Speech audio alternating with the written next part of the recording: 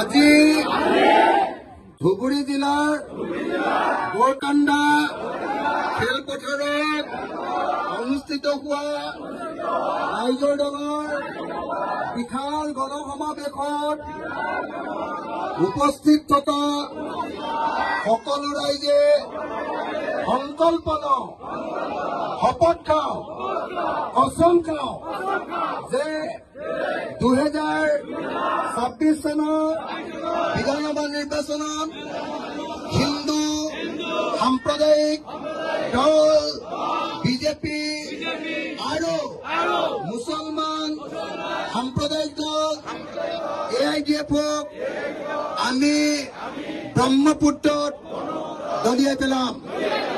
আমি নতুন চৰকাৰ, ধৰ্মনিৰপেক্ষ চৰকাৰ, মানুহৰ চৰকাৰ গঠন কৰিম।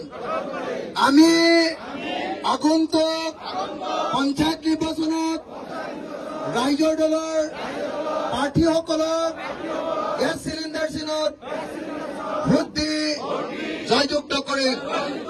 ধন্যবাদ।